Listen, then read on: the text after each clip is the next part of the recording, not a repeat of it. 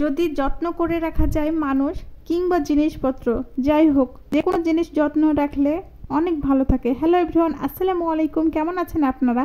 যারা যারা আমার পেজটিকে এখনও ফলো করেননি অবশ্যই ফলো করে দেবেন।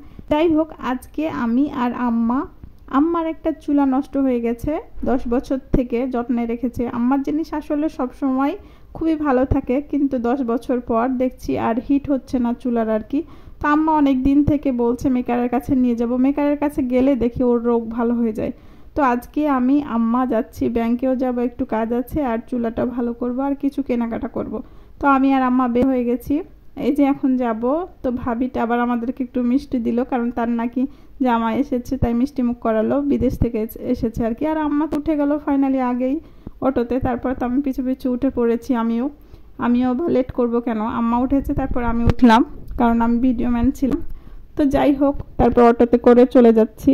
আর এখানে বাচ্চাগুলো দুষ্টামি করছে দাঁড়ান দাঁড়ান বলে, আমিও ছোট থাকতে একটু একটু করতাম। তো এখানে দেখছি আবার রাস্তাঘাট পরিষ্কার করছে, সবকিছু রাস্তাঘাট বড় করবে আর কি।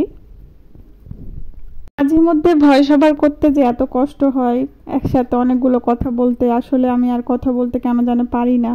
কথা বেশি বললেই কেন জানি কষ্ট হয়। আসলে বেশি কথা বলতে বলতে হয়তো বা আমি এখন খুব কম কথা বলছি, আর বলতেও কষ্ট হয়। ভয়েস ওভার দিয়ে আসলে কষ্ট। মানুষ যেখানে 1 মিনিট 2 মিনিটই দেখে না, সেখানে 2-3 মিনিট 4 মিনিট 5 মিনিট ভিডিও কি করে দেখবে, এটা ভাবি। আর তারপরও ভাবি যেহেতু ভিডিও করি সেহেতু ভিডিও না আপলোড দিলেও ভালো লাগে না। তো একটা ব্লগ আপনাদের মাঝে শেয়ার করলাম। এটা হচ্ছে আমার কলেজটা আমি যেতাম। আসলে আগের দিনগুলোর কথা কখনো ভোলা যাবে না, খুব ভালো লাগতো কলেজে। আসলে কলেজের জীবনগুলো, পড়ালেখার জীবন সত্যি অনেক সুন্দর, কিন্তু সেই সুন্দর জীবনটা আসলে সুন্দর করে তুলতে পারি না, তখন আসলে সুন্দর লাগে না। তখন মাথার মধ্যে কি ভূত চাপে হয়তো পড়াশোনা শেষ হয়ে হয়তো ভালো থাকবো, আসলে তাই না। এটা ভুল জানতাম, পড়ালেখার জীবন সত্যি অনেক বেশি সুন্দর। মানুষের মন রক্ষা করার চাইতে পড়ালেখার জীবন সত্যি অনেক সুন্দর হয়, কিন্তু তখন সেটা আমরা মূল্য দিই না। কিন্তু ও যখন হারিয়ে ফেলি তখন আমরা অনেক মূল্য দিই। আচ্ছা যাই হোক, ইমোশনাল কথা নাই বলি। তো এরপরে যাচ্ছি আর কি শিবগঞ্জের রাস্তাটা অনেক দূর হয়ে গেছে। আগে খুব যেতাম, কিন্তু এখন আর যাওয়া হয় না, কারণ সব কিছু চাঁপাইনবাবগঞ্জেই করা হয় আর কি।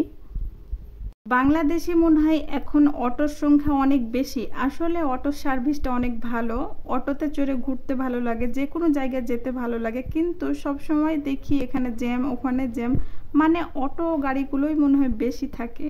তারপরে অটোতে চড়ে চলে আসলাম। এই যে আম্মা নেমে গেল এখন, তারপরে টাকা দিয়ে দিল। আম্মা কিন্তু এগুলো কাজে খুবই এক্সপার্ট। তারপরে জিজ্ঞেস করছে কোথায় যাবা, আগে ব্যাংকে যাবা না মেকারের কাছে। তো আমি বলছি আগে মেকারের কাছে কাজটা দিয়ে দিই, তারপরে ব্যাংকে যাব। তো মেকারের কাছে ফাইনালি চলে আসলাম, যে চুলাটা আগে দেখায় কি অবস্থা, আসলে হিট হচ্ছে না কেন।